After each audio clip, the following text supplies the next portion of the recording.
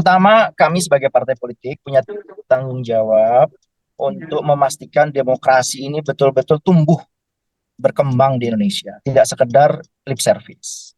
Nah, kami mulai merasakan gejala-gejalanya itu di awal-awal setelah pileg, ya, mulai ke pilkada ini, kami melihat ada gejala-gejala yang tidak sehat di sejumlah daerah.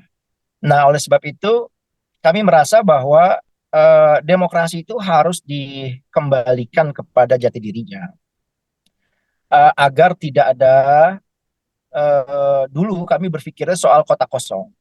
Kota kosong itu agar tidak dia merajalela.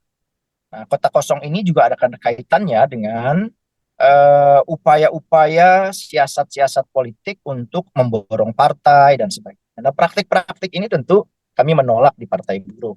Kami ingin demokrasi betul-betul tumbuh sehingga ketika kami merasakan mengalami kerugian, ada aturan dalam undang-undang pilkada yang tidak lagi memberikan hak kepada parpol non-seat, parpol yang tidak punya kursi di suatu daerah untuk mengusung calon, kami merasa tidak adil dibandingkan dengan partai yang punya kursi, kok sama-sama partai peserta pemilu, yang punya kursi boleh, yang tidak punya kursi tidak boleh. Padahal aturan ini sudah berlaku sejak 2005 pilkada pertama sampai dengan 2013 berlaku.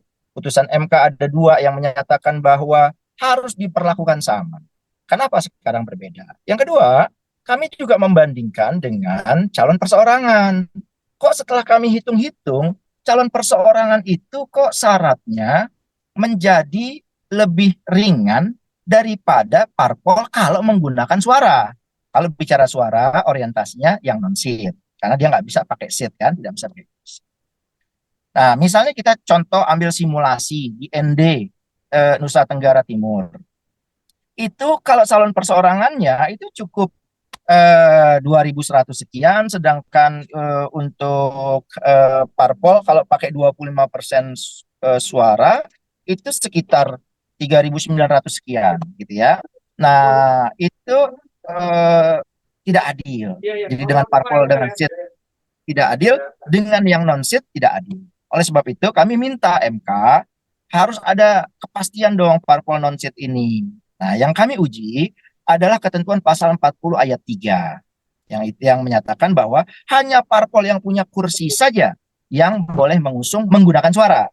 Jadi yang non seat nggak bisa walaupun punya suara. Itu yang kami buat. Tapi dan kemudian itu dinyatakan inkonstitusional. Pasal itu sekarang udah nggak berlaku 40 ayat 3. 40 ayat 3 punya relevansi karena induk aturannya itu di 40 ayat 1 tentang syarat pencalonan atau ambang batas atau threshold 20% kalau pakai kursi, 25% kalau pakai suara. Lah, setelah kami sajikan data perbandingan, kami sampaikan di muka sidang juga, ternyata mahkamah memang menemukan, wong fair nih. Kenapa syarat calon perseorangan itu relatif lebih ringan, tapi dibolehkan ngusung calon? Parpol kalau pakai suara sah tidak boleh. Padahal kalau calon perseorangan itu kan pakai KTP kan, dukungan pemilih. Pemilih itu belum tentu datang ke TPS. Kalaupun datang ke TPS, suaranya belum tentu sah. Jadi masih kotor. Tapi kalau pemilih pemilu yang diperoleh suaranya dari pileg kemarin partai-partai itu kan suara yang udah bersih. Orang punya KTP, orang datang ke TPS, nyoblos suaranya sah. Nah ini nggak adil. Oleh sebab itu MK memperbandingkan dengan syarat perseorangan ini.